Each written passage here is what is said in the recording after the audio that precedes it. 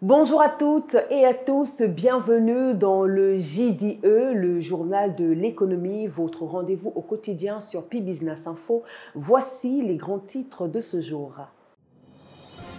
Un plan national de redressement économique et social imminent. Ousmane Sonko promet ce vendredi actions et solutions aux Sénégalais et partenaires techniques et financiers. Éducation, le Sénégal recrute 500 enseignants-chercheurs pour renforcer l'enseignement supérieur. Monde du travail, appui massif aux PME, PMI, consultation en cours à Saint-Louis pour une stratégie nationale adaptée. Et à l'international, Kenya et Ouganda scellent 8 nouveaux accords stratégiques pour booster leur intégration économique. Sans plus tarder, voici le détail des informations.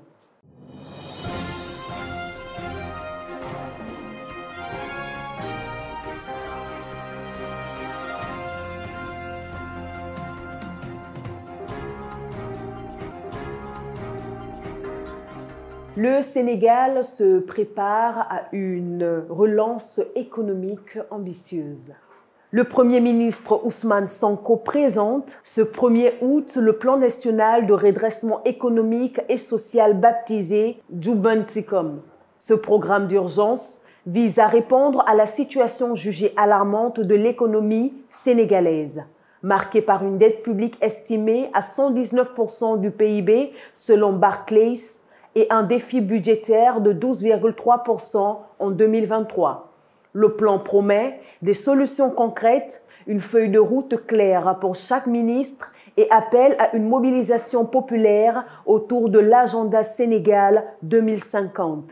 Le gouvernement mise sur l'efficacité, la responsabilité et l'action. Excellence, Monsieur le Président de la République, Monsieur le Président de l'Assemblée nationale, Mesdames et Messieurs les ministres et secrétaires d'État, nous sommes aujourd'hui réunis à un moment extrêmement important de la vie de notre nation pour présenter, au-delà du public ici présent, à tout le peuple sénégalais, le plan de redressement économique et social.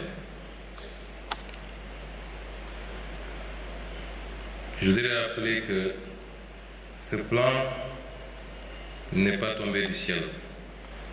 Ce document appelé Vision 2050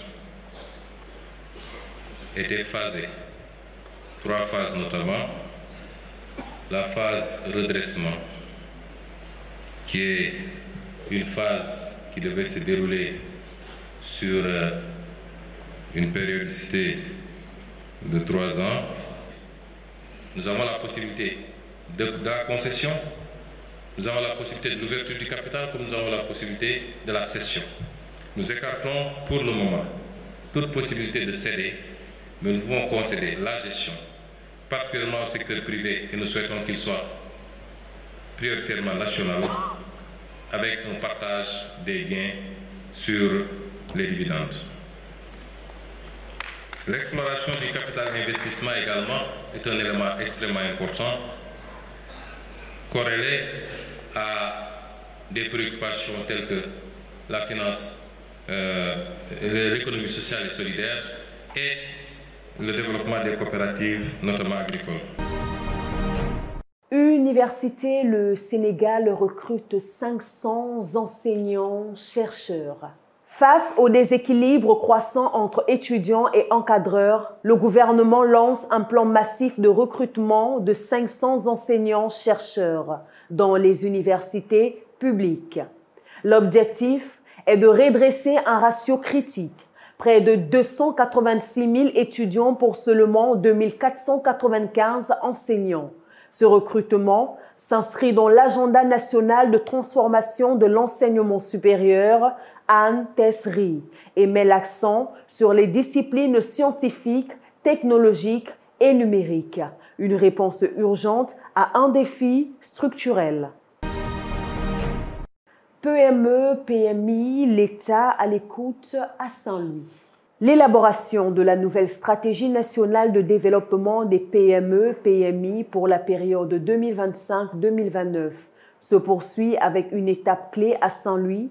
Le gouvernement veut co-construire une politique réaliste en réponse aux besoins de terrain, accès au financement, digitalisation, compétitivité. Un guichet unique de financement est en cours de conception. Objectif, faire passer les crédits accordés aux PME de 600 à 3 000 milliards de francs CFA. Une ambition assumée pour relancer le tissu entrepreneurial local. NCA Banque Sénégal, une femme au sommet. Sokna Maïmouna Diop devient la nouvelle directrice générale de NCA Banque Sénégal. Ex-directrice générale adjointe à la BCEAO, cette experte de la finance internationale et de la transformation digitale prend la tête d'une banque en pleine mutation. Diplômée de Paris-Dauphine, avec des passages à Deloitte et Société Générale, elle incarne une nouvelle génération de leadership féminin dans le secteur bancaire. Diaspora, les garanties Fogarise et Fogalog réactivées. Le gouvernement veut mieux soutenir les Sénégalais de l'extérieur. Une rencontre stratégique a eu lieu entre le secrétariat d'État à la diaspora et le FONGIP pour dynamiser deux dispositifs clés, le Fogarise, dédié à l'investissement, et le Fogalog, centré sur le logement. Une enveloppe de près de 2 milliards de francs CFA est mobilisée pour faciliter l'accès au financement et à la propriété. Un guichet unique est annoncé pour fluidifier les démarches. Concours général 2025, l'école sénégalaise à l'honneur. 113 lauréats, dont 60% de filles, ont été célébrés au Grand Théâtre National pour leur performance au concours général 2025. Ahmed Babou, du Prytanée militaire, a brillé avec 4 distinctions. Le président Diomaye Faye a salué les médaillés des Olympiades de mathématiques et réaffirmé l'importance d'une école sénégalaise connectée à l'intelligence artificielle, à l'équité et à l'éthique. Le thème de cette année, transformation humaniste de l'éducation à l'ère du numérique. Sciences et technologies, un nouveau concours national instauré. Le président Bassirou Diomaye Faye a annoncé un concours national de mathématiques, de sciences et de technologies pour les élèves du CM2 à la terminale. Dès la rentrée 2025-2026, objectif, renforcer l'excellence scientifique, stimuler l'innovation et aligner la formation des jeunes aux défis du développement industriel du pays. Le chef de l'État appelle à une mobilisation de tous les acteurs de l'éducation autour de ce projet. Gouvernance, projet de loi sur la déclaration de patrimoine adopté. Le gouvernement sénégalais muscle sa lutte contre l'enrichissement illicite. Un projet de loi vient d'être adopté pour étendre l'obligation de déclaration de patrimoine à de nombreux responsables publics. Il prévoit sanctions, vérifications et délais stricts.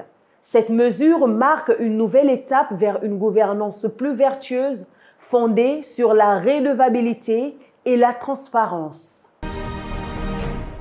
International en Côte d'Ivoire, logements sociaux pour journalistes. Le gouvernement ivoirien a lancé un ambitieux programme de 300 logements sociaux à destination des journalistes du secteur privé. Le projet Les Jardins d'Aoué bénéficie d'une subvention étatique de 6 milliards de francs CFA.